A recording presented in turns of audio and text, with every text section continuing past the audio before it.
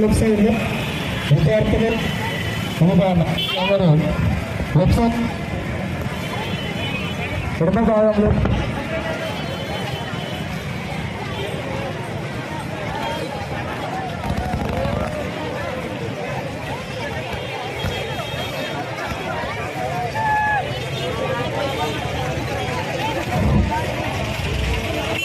కొంచెం విద్యార్థులలో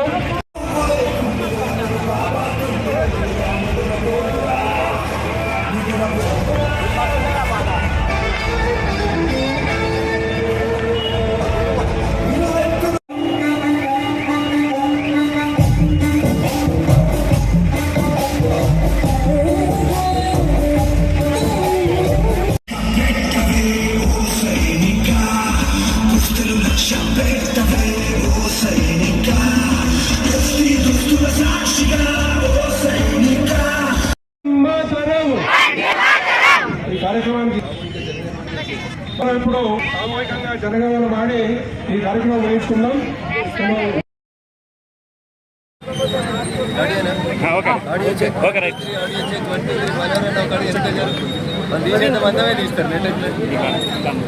బంగ్లాదేశ్లో మైనార్టీల మీద జరుగుతున్నటువంటి దాడులని ఖండించినటువంటి వాళ్ళు ఒక్కసారి గుండె మీద చేసి ఆలోచించుకోవాలి.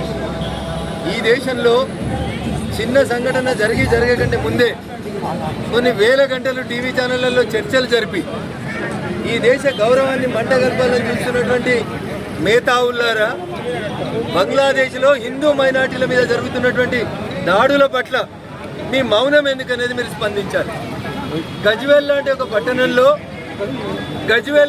పట్టణంలో ప్రజలందరూ స్వచ్ఛందంగా ముందుకొచ్చి మా మీద జరుగుతున్నటువంటి దాడిలోకి ఎవరు మాట్లాడతలేరని గజ్వేల్ పట్టణం బంద్ చేసిరంటే ప్రజలలో వస్తున్నటువంటి చైతన్యాన్ని అర్థం చేసుకోవాల్సినటువంటి బాధ్యత రాజకీయ పార్టీలు నాయకుల మీద ఉందనేది ఈ సందర్భంగా అర్థం చేసుకోవాలి.